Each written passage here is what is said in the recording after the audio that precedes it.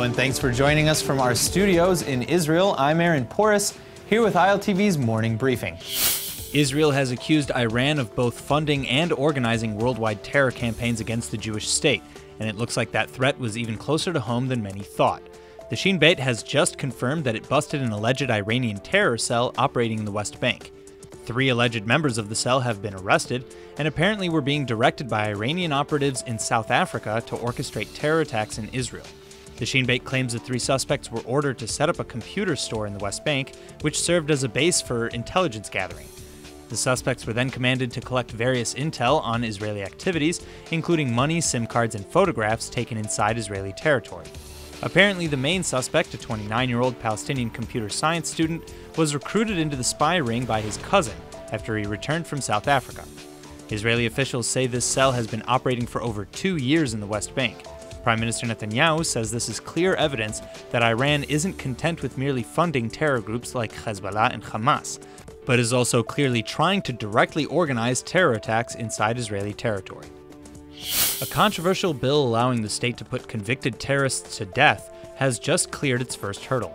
Proponents, including Prime Minister Netanyahu, say it's high time terrorists should face the death penalty, but many argue it actually works against Israeli interests and may actually lead to more terror attacks against Jews worldwide. If passed in future readings, the new legislation would allow a simple majority rule to give convicted terrorists the death penalty.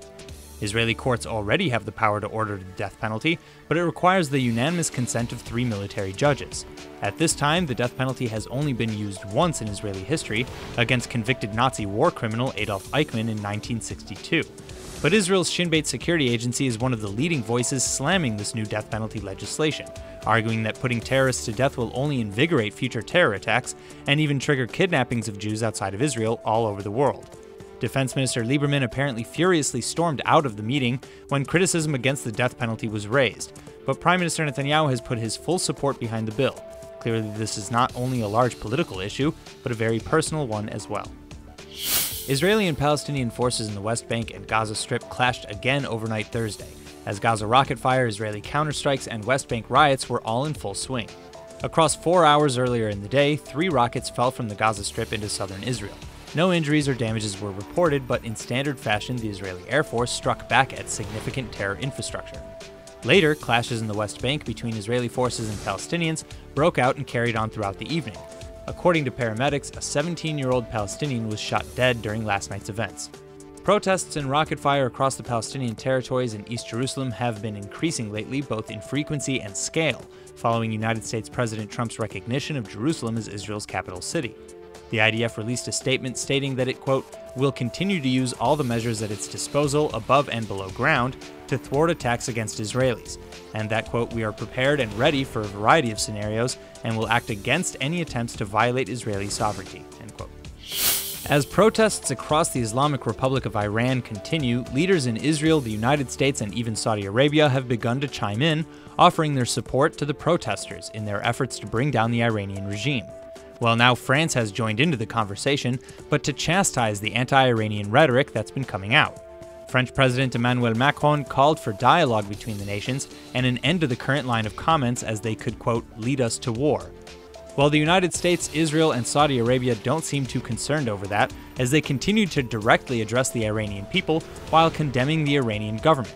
Prime Minister Netanyahu called the protesters brave for standing up to Iran's cruelty, while laughing off Iranian accusations that Israel initiated and organized the protests. White House Press Secretary Sarah Sanders likewise said that, quote, America longs for the day when Iranians will take their rightful place alongside the free people of the world. As the president said in October, we stand in total solidarity with the Iranian regime's long-suffering victims, its own people, end quote. The protests in Iran are now entering the 7th day and are the largest the nation has seen in nearly a decade. 21 protesters have already been killed by Iranian riot squads.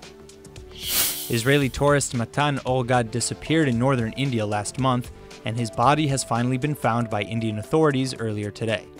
The 35-year-old man disappeared while hiking in the Parvati Valley region, and after extensive searches orchestrated between Israel's foreign ministry and local offices, Matan's body will finally be returned to Israel for burial. That's all for now. I'm Aaron Porras, and see you later with our main daily broadcast from Israel at 2 p.m. Eastern Time.